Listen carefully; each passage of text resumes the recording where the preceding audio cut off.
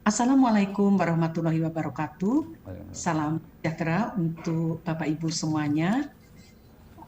Para narasumber yang saya hormati, baru saja Bapak Dirjen Atwil ya, Bapak Dr. Safrisal SA MSI menyampaikan paparan, dan sebelumnya dari Bapak Wamenkes, kemudian Sekretaris Komisi Fatwa MUI Bapak Asrorun Niam, kemudian Ibu Rizka, dan yang kami hormati juga Ketua KIP Bapak Gede Narayana dan seluruh jajaran komisioner dan Bapak Ibu dari peserta webinar ini. Sejak pagi sampai dengan saat ini sudah cukup banyak materi-materi yang kita ikuti yang disampaikan oleh para narasumber. Nah, berikut ini kami akan menyampaikan materi yang terkait dengan informasi dan komunikasi publik terkait pemulihan ekonomi ataupun juga penanganan COVID dan pemulihan ekonomi nasional. Silakan materi.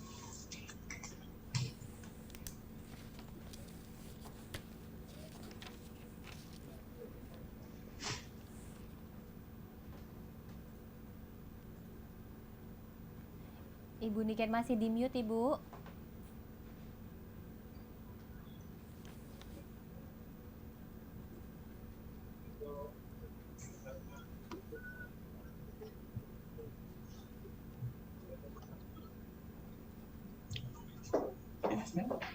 Di sini dulu.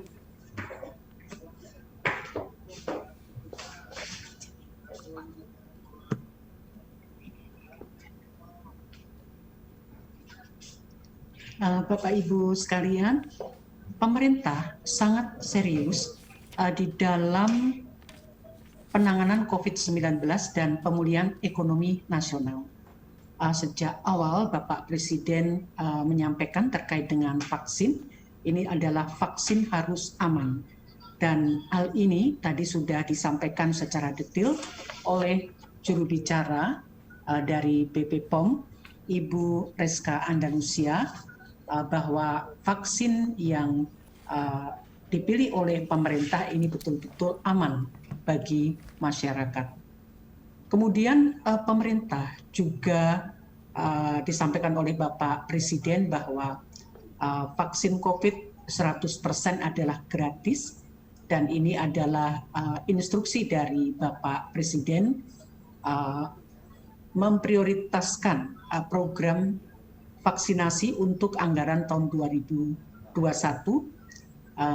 dan ini sudah tentunya sudah kita ketahui bersama. Nah, terkait dengan kehalalan tadi dari Majelis Ulama Indonesia, Bapak Asrorun Niam, Sekretaris Komisi Fatwa MUI juga sudah menyampaikan secara detail, dan apa yang disampaikan oleh Bapak Wapres ini MUI dilibatkan mulai dari perencanaan, pengadaan, pertimbangan kehalalan vaksin, audit di pabrik vaksin, termasuk kunjungan ke fasilitas vaksin di RRT.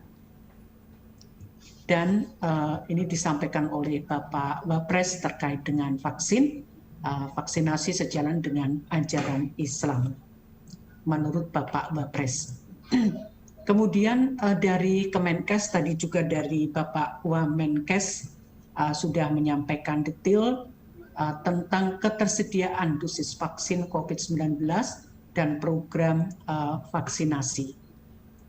Dan tenaga kesehatan yang pertama divaksin ini tentunya agar tenaga kesehatan betul-betul dapat melaksanakan tugas membantu memberikan pelayanan yang terbaik bagi masyarakat. Nah, ini tadi pagi Bapak Presiden Joko Widodo telah divaksin untuk yang kedua kalinya. Jadi Bapak Presiden melakukan vaksinasi COVID-19 dosis kedua di halaman kepresidenan. Vaksinasi ini dilakukan setelah 14 hari sebelumnya yaitu pada tanggal 13 Januari lalu Presiden Jokowi menerima vaksin yang pertama. Dan tentunya vaksin yang pertama bertujuan mengenalkan vaksin dan kandungan yang ada di dalamnya kepada sistem kekebalan tubuh kita sehingga memicu respon kekebalan awal, sedangkan dosis kedua bertujuan menguatkan respon imun yang sudah terbentuk sebelumnya. Bapak Ibu, jadi materi-materi yang disosialisasikan oleh Kementerian Kominfo ini adalah materi yang langsung dari sumber yang pertama. Kementerian Kominfo melakukan sosialisasi dengan narasi utama saat ini adalah kesehatan pulih, ekonomi bangkit. Jadi untuk vaksinasi ini tentunya informasi-informasi yang kami sampaikan ini mendorong kepercayaan dan partisipasi masyarakat terhadap pelaksanaan vaksinasi COVID-19. Seperti tadi yang sudah disampaikan oleh Bapak Dirjen Adwil bahwa begitu banyaknya hoax terkait dengan vaksin, ini tentunya terus-menerus kami klarifikasi, tetapi juga kami melakukan edukasi kepada masyarakat ya bersama-sama dengan para juru bicara, para narasumber yang tentunya sangat kompeten. Nah, selain itu terkait dengan pemulihan ekonomi nasional, ini mendorong kepercayaan dan optimisme masyarakat terhadap kehadiran dan dukungan pemerintah menghadapi COVID-19, dan Bapak Presiden sudah menyampaikan bahwa pemerintah memberikan kembali bantuan-bantuan sosial kepada masyarakat. Nah, sekalipun vaksinasi sudah mulai, tetapi tugas kami dan tentunya kami harapkan juga berbagai sektor ikut mendukung. Bukan berarti vaksin ada kemudian protokol kesehatan dilupakan, tetapi yang terpenting justru dengan adanya vaksinasi, masyarakat tetap harus disiplin di dalam menerapkan protokol kesehatan. Jadi kita mendorong pemahaman dan partisipasi masyarakat bahwa 3M, memakai masker, kemudian mencuci tangan, menjaga jarak, dan tentunya menghindari kerumunan, ini harus tetap dilaksanakan oleh kita semua dan juga oleh masyarakat. Yang keempat yang tidak kalah penting adalah bagaimana kita bisa memberikan informasi, infodemi, informasi-informasi yang terkait dengan pandemi, berkaitan dengan vaksinasi dan berkaitan dengan hal-hal yang lainnya untuk mendorong awareness masyarakat, khususnya karena banyaknya serangan hoax. Ini bahwa perlu edukasi secara terus-menerus kepada masyarakat agar masyarakat menyadari bahwa tidak semua informasi di media sosial itu adalah informasi yang benar.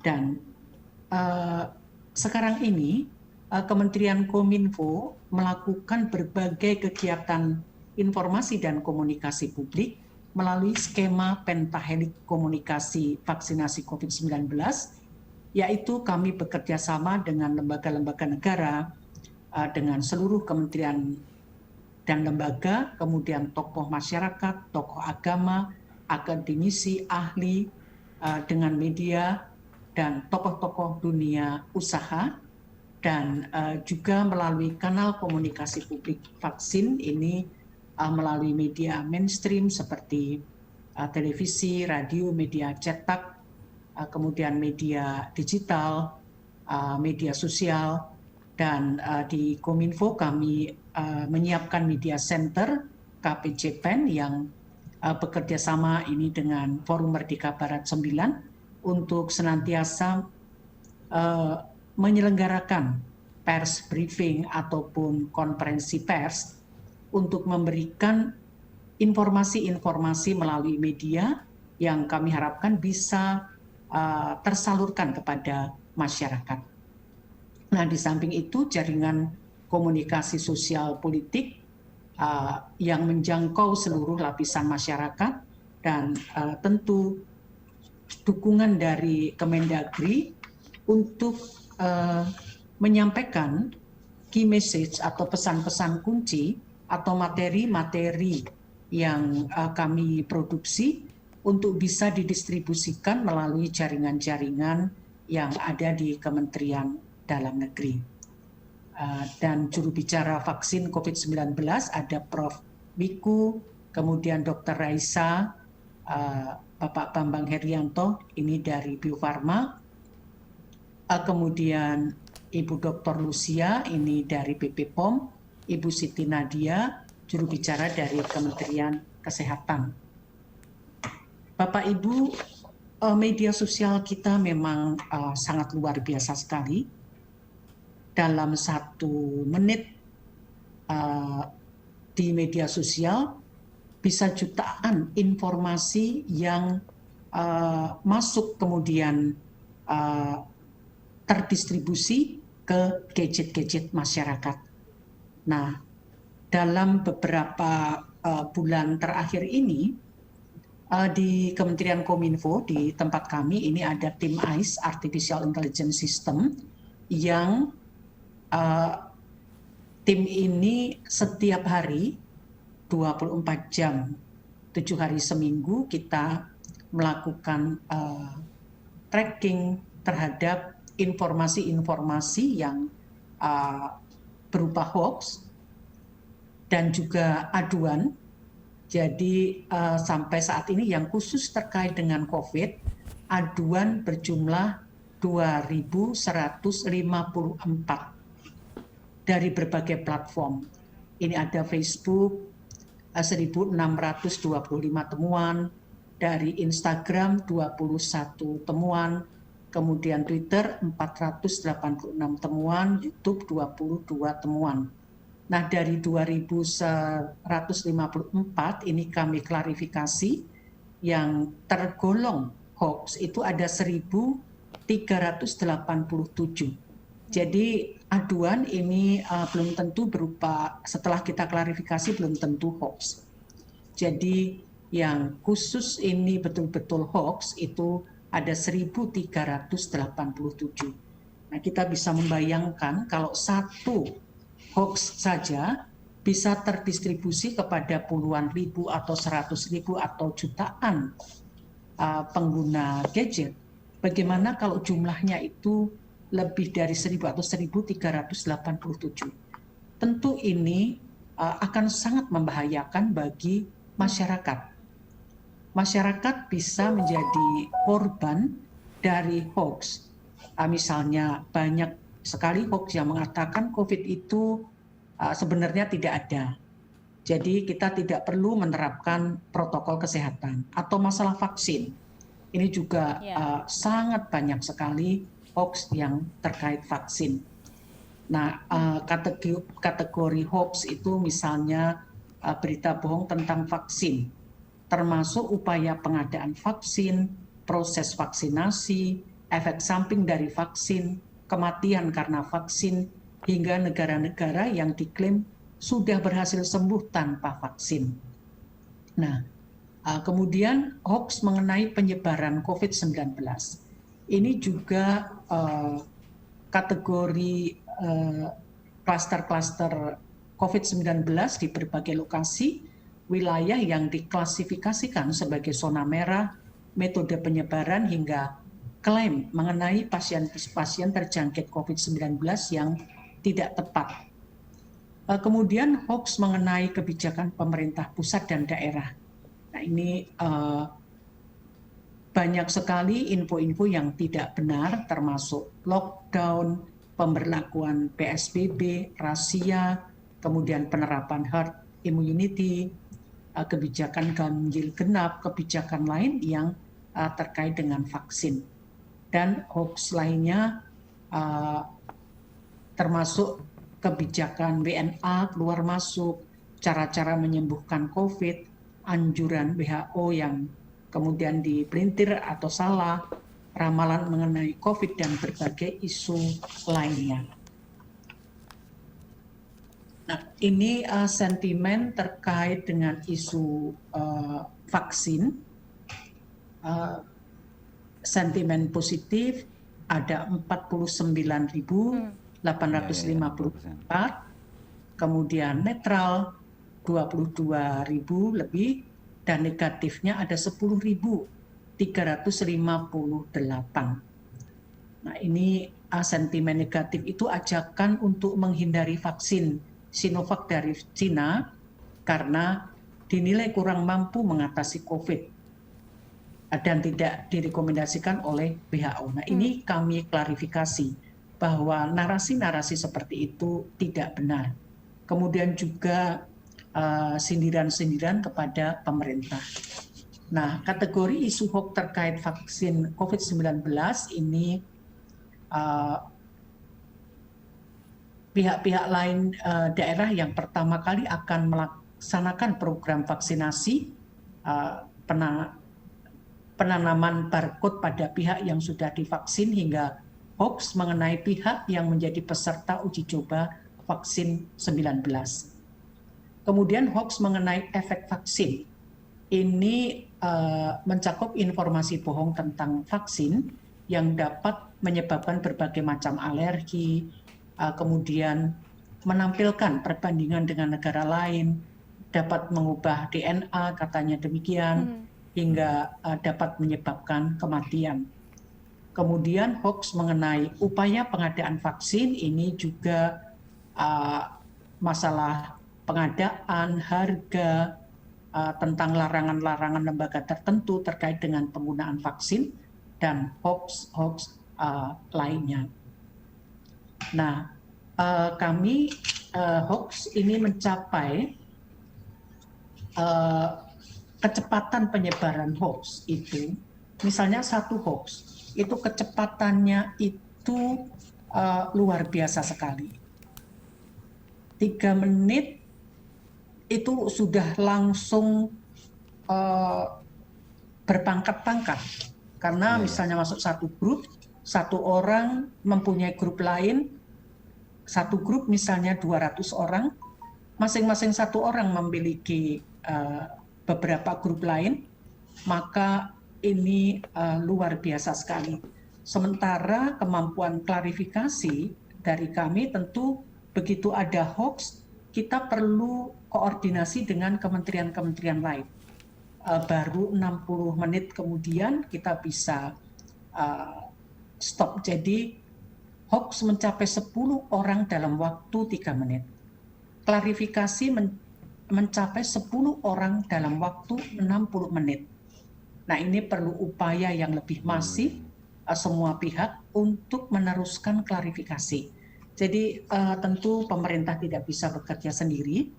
Kita betul-betul sangat mengharapkan dukungan dari semua pihak untuk membantu cek fakta terhadap hoax-hoax tersebut.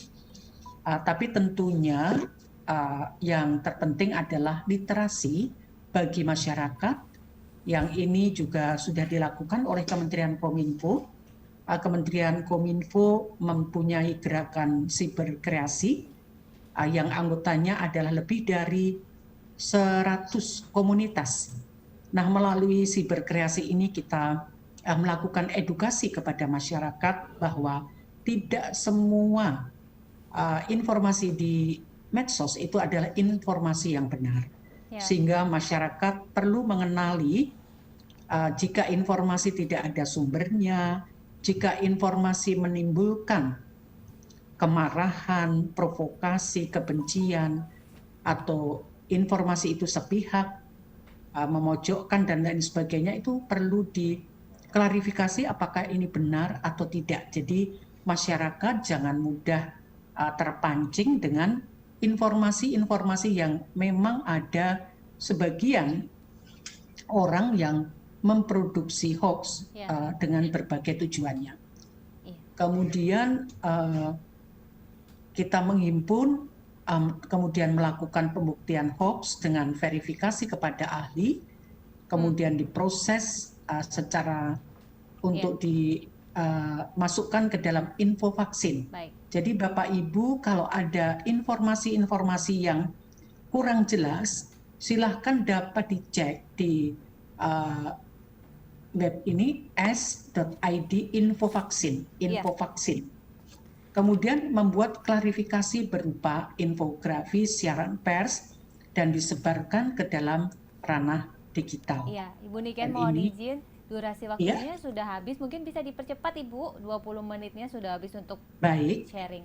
Jadi ini sedikit lagi, hulunya Kementerian Kominfo melakukan peningkatan literasi kecakapan digital kepada masyarakat dengan kampanye edukasi sosialisasi gerakan siberkreasi, kemudian juga kami membentuk Hoaxbuster, monitoring dan take down, tentunya bersama kita take down, kemudian untuk tindakan yang terkait dengan hukum, ini kerjasama dengan kepolisian, yang hilir ini tentunya mendukung data kepada Barreskrim, dan upaya yang sudah dilakukan oleh tim komunikasi publik KPCPEN, koordinasi dengan Mavindo, dan berbagai kegiatan yang sudah kita lakukan.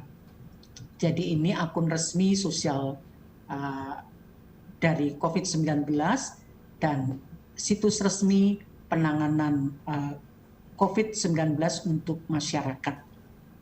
Dan Bapak Ibu, kami ada buku saku info vaksin yang bisa ataupun modul ini untuk Kemendagri, dan untuk Bapak Ibu bisa mendapatkan buku saku info vaksin modul kompilasi pendamping komunikasi publik dan materi-materi dari kami yang sudah kami siapkan untuk bahan sosialisasi. Sekian, terima kasih Mbak Brigita, Pak Arief.